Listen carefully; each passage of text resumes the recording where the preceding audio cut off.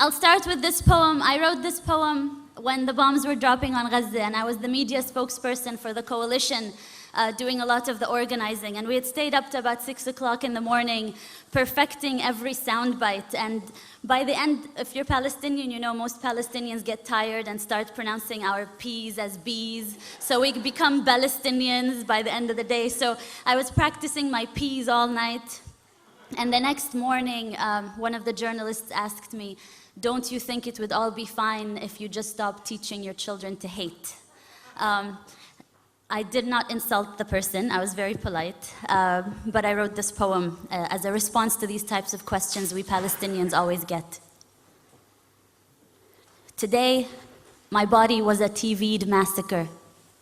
Today, my body was a TV'd massacre that had to fit into sound bites and word limits. Today, my body was a TV'd massacre that had to fit into sound bites and word limits, filled enough with statistics to counter measured response. And I perfected my English and I learned my UN resolutions. But still, he asked me, "Ms. Ziadah, don't you think everything would be resolved if you would just stop teaching so much hatred to your children?" Pause.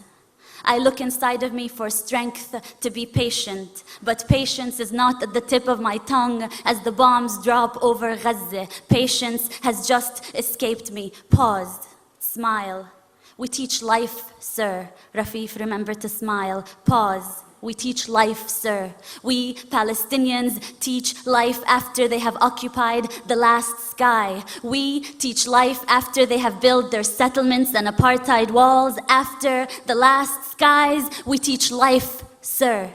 But today, my body was a TV'd massacre made to fit into sound bites and word limits. And just give us a story, a human story. You see, this is not political. We just want to tell people about you and your people. So give us a human story. Don't mention that word apartheid and occupation. This is not political. You have to help me as a journalist to help you tell your story, which is not a political story. Today, my body was a TV'd massacre. How about you give us a story of a woman in Gaza who needs medication? How about you? Do you have enough bone-broken limbs to cover the sun? Hand me over your dead and give me the list of their names in 1,200 word limits. Today, my body was a TV'd massacre made to fit into sound bites and word limits and move those that are desensitized to terrorist blood. But they felt sorry.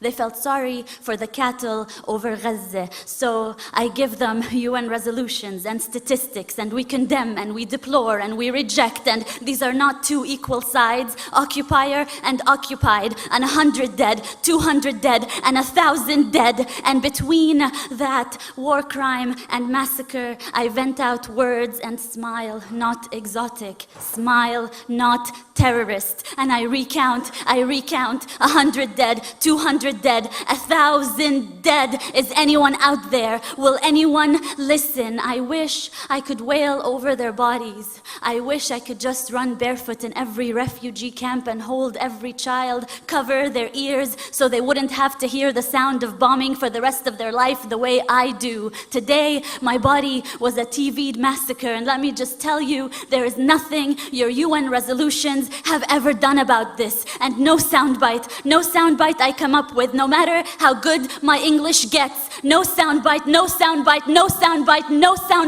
will bring them back to life. No soundbite will fix this. We teach life, sir. We teach life, sir. We Palestinians wake up every morning to teach the rest of the world life, sir.